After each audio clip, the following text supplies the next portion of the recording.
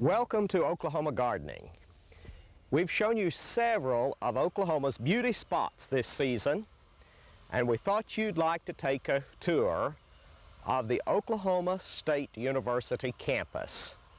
It's hot weather, and you'll enjoy this somewhat vicariously as we cover some of the beauty spots. You know, we're going to celebrate our centennial in about 1989, and there are certain projects going on campus that will culminate at that time. One of the things that we're trying to help create at this time through the horticulture and landscape architecture department, of which I am a part, is a trail system where we identify many of the plants that are here on the campus for the student and the visitor who might come to the campus. We'll want to create some extra seating and some benches, and of course we'll have some of those areas along the walkways that are easily accessible for anyone who has any kind of a handicap that can be mobile at all. Here in the center of the garden, which we call the formal garden, we have a time capsule that has been placed here to be open some 100 or so years from now. This will be the hub of our trail system. Emanating from here, we'll have a total of some 10 trails emanating from the student union and the hotel area, so that you will be able to walk, jog, sit, relax, and enjoy our campus. We invite you to come along with us today as we take you on a short journey around Oklahoma State University campus. Our campus has been recognized for many years as one of the most beautiful in the Southwest. Come along with us now.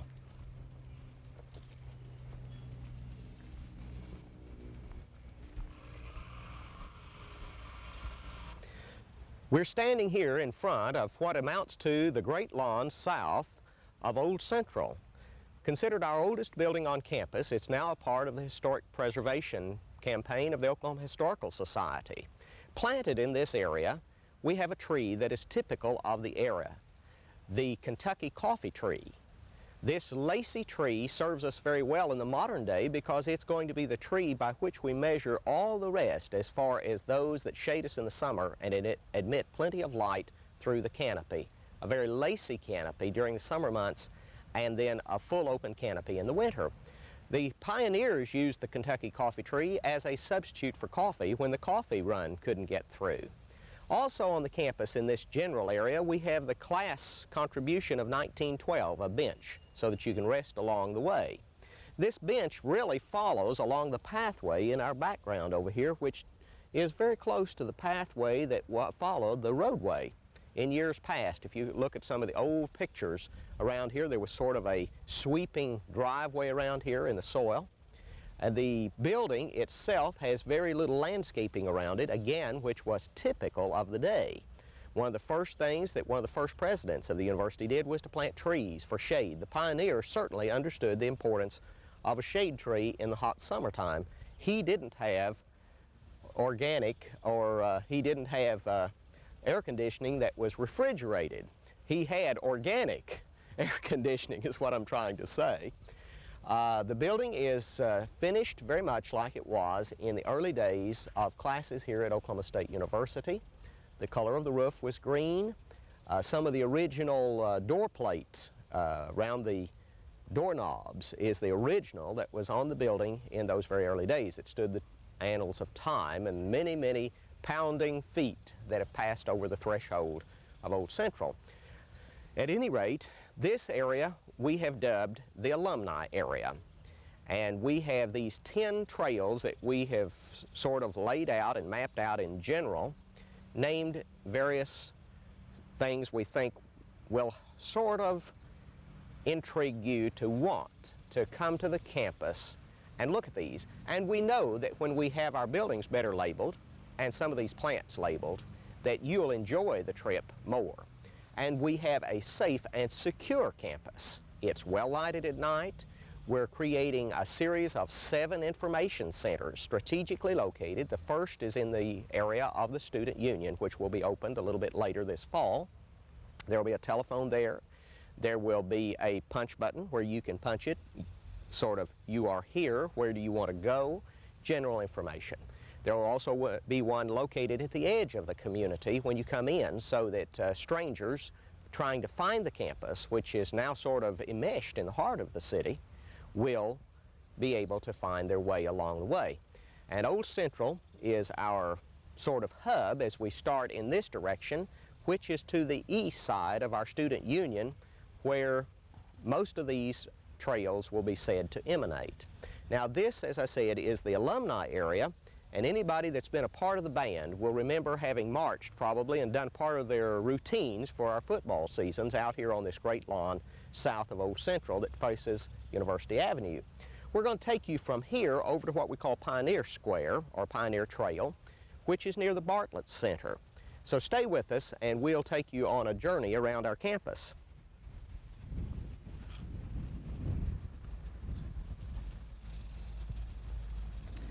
I'm standing in front of the Bartlett Center for the Studio Arts.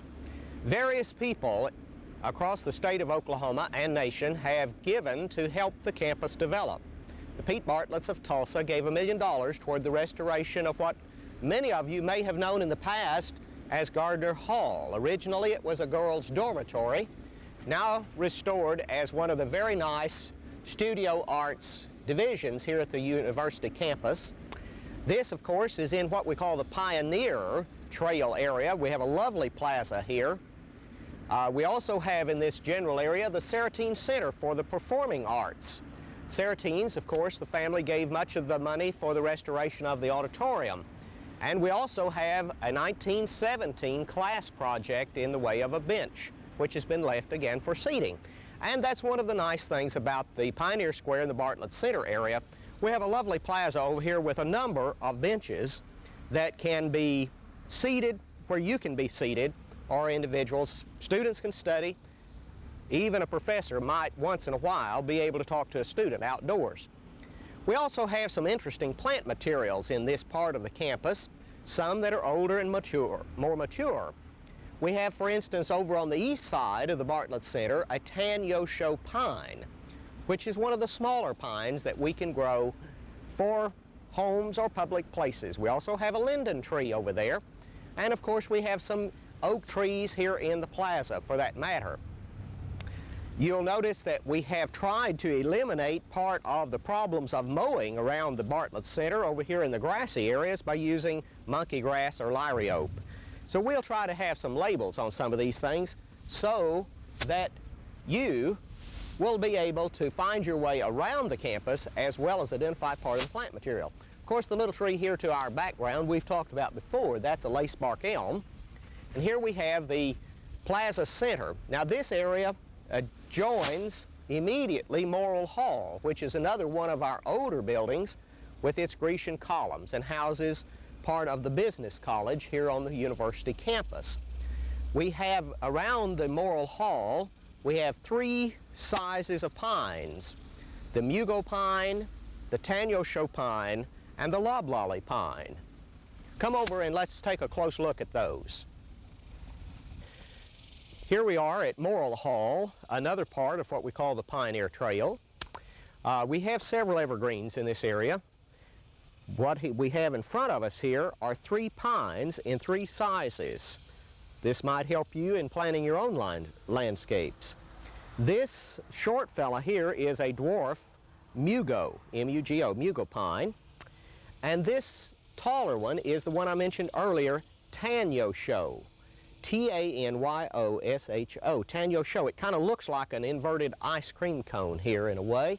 It's a little bit flat on top, bright green, but a nice size rather than having some of the towering pines that we don't have room in various places. And of course the towering pine above us around the Grecian columns of Morrill Hall is the loblolly pine, which is one of the forest pines of Oklahoma.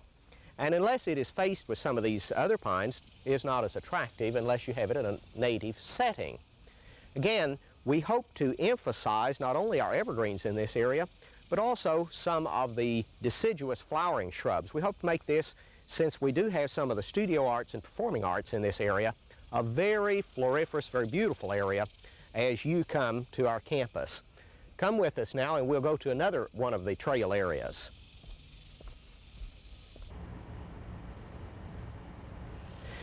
Well, we're approaching what we call the International Trail here. This is one of the lines of sight, or sight lines through the campus. It's a part of what is called Athletic Avenue. It also serves for fire emergencies through the campus. Keep one avenue open here through the heart of the campus. We have a number of sugar maples and red maples that lead us into this area. We have several nice features of this particular area, and one of those is the Noble Center for Agriculture and Renewable Research, or Renewable Resources.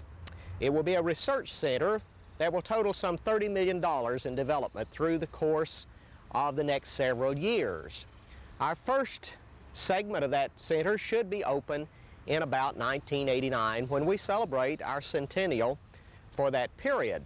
The Noble Foundation, centered at Ardmore, Oklahoma, gave $3 million, which is the largest gift of the donors into the center. The Noble Center will serve many of us very, very well. We have lots of donors, from nickels and dimes to millions of dollars. So we appreciate every one of you. And we have the Dove of Peace here in the International Mall, which is a gift from the International Students Organization here on the campus of Oklahoma State University.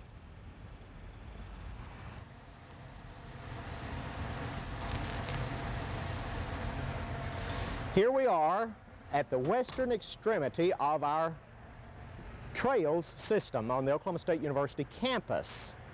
This is, of course, the Boren Veterinary Medicine Teaching Hospital, where they teach young people to care for both domestic and exotic animals. We have a few exotic plants around here, but this is part of the system, and it's the western extremity of our trail system, and will serve those people who like to jog.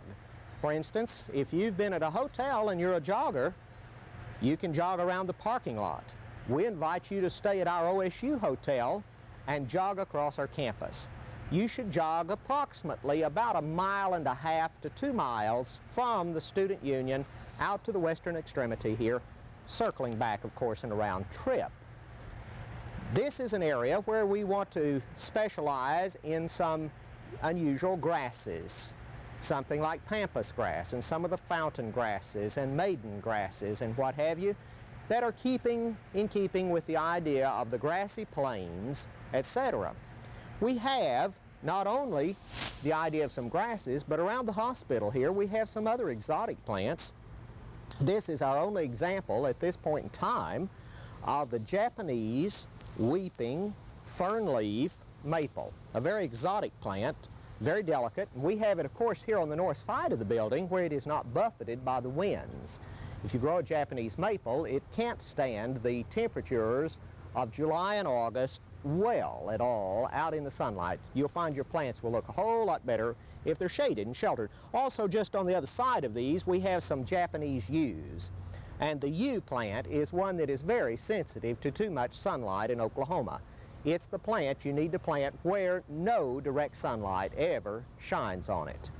Now, we have some other exciting areas around the veterinary medicine teaching area. In fact, over here at the hospital, the old one that some of you that have graduated a few years ago and are familiar with, we have a lovely seating area, and we also have an area of new development for a poison plant garden.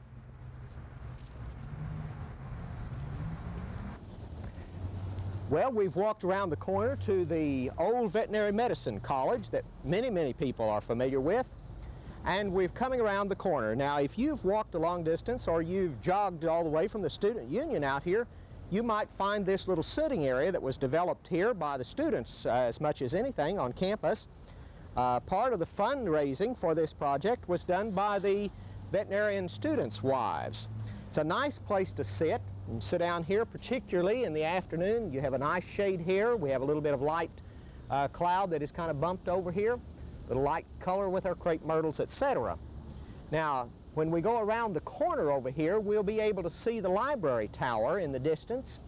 And one of the special features that will be developed on the trail system out here is a poison plant garden. Now that's a rather unusual subject, I think, but one about which we need to know more about. For instance, the little Japanese yew that we just saw is one of the most toxic plants that we plant in the landscape. And certainly if you have horses, you don't want any yews around, or you certainly don't want to let the horses get to the yews. Because it's my understanding that a horse that has eaten a few mouthfuls of yew foliage will drop on his knees. It's very, very toxic. Now, it's perhaps not equally, but it is certainly toxic to children. And the green berry or seed on the yew plant is an attraction to a lot of children who might like to pick off and chew it.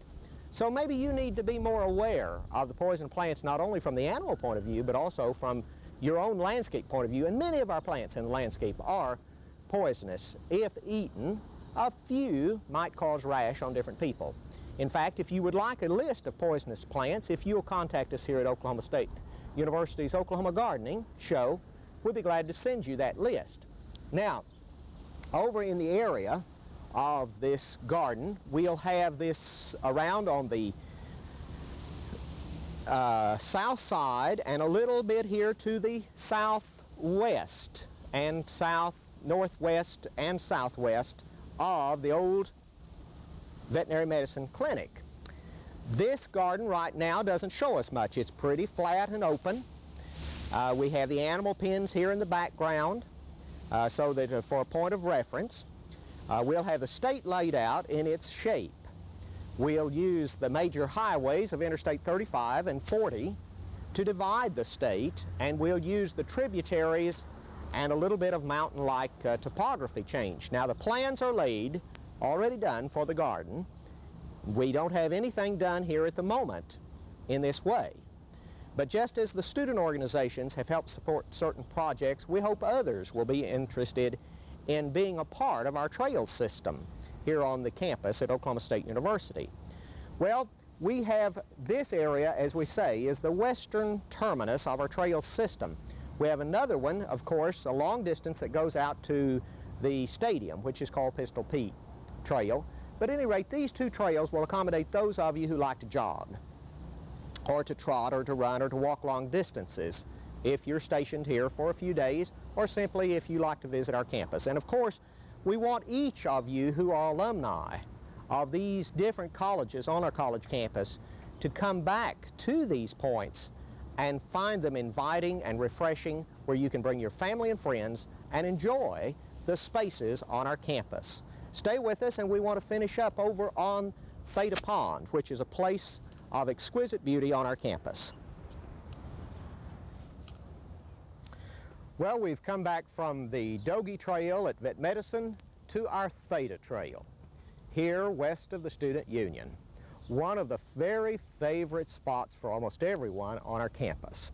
It's the place of dreams and the place of romance and the place of lounging in the splendor of the grass. So, we are delighted to be able to show you this lovely area on our campus.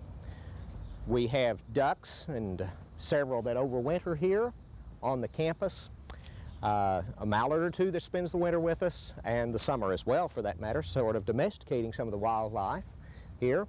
If you'll notice in the distance and around, we have cypress knees. This is one of the curious things about the cypress trees. They're at home on the dry land and they're at home in the water, and the places where they make the knees, of course, is related to the watery sites, or the wet sites for that matter.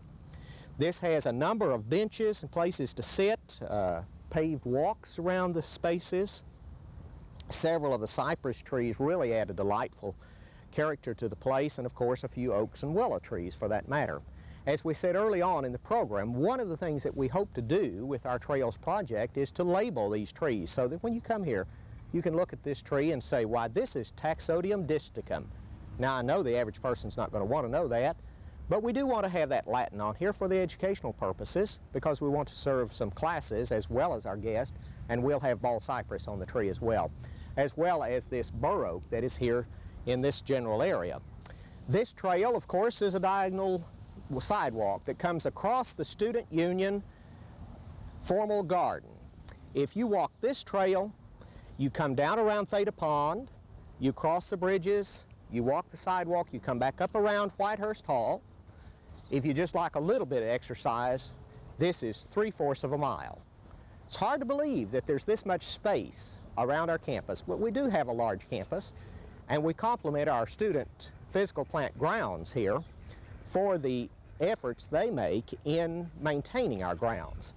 As we come down near the ducks here, you may be able to even hear them quacking. They kind of protest, and the students are used to feeding these ducks breadcrumbs and what have you. And I'm sorry I don't have any breadcrumbs for you today, but you can see that they're fairly docile, and this adds to a dimension of enjoyment around the ponds here on the campus. We've had to put up no fishing signs around here because we like for the fish to stay here to help feed the ducks, for that matter. Quack, quack, quack yourself. Yes, yes. Okay, now then, as we cross this bridge, it will lead us over to our 1957 class memorial or tribute that has been placed here in honor of that particular class. Stay with us as we move over on there.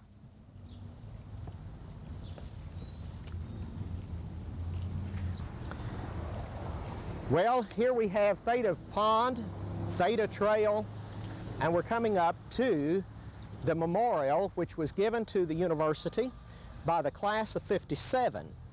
You may remember that the Statler brothers have a song out called The Class of '57, but we are very pleased to have this lovely granite memorial presented to the campus by the last graduating class of Oklahoma A&M College, 1957.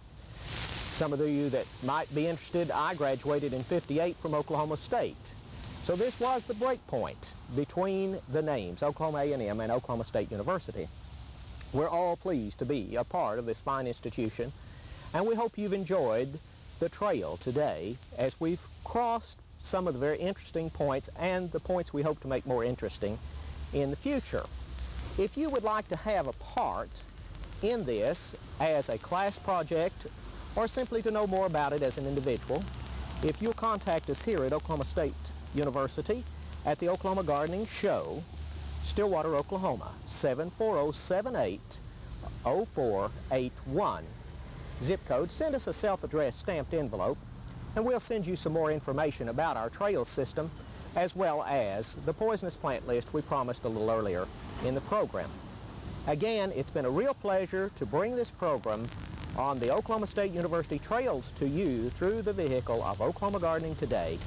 Stay with us, and we'll be back next week on Oklahoma Gardening.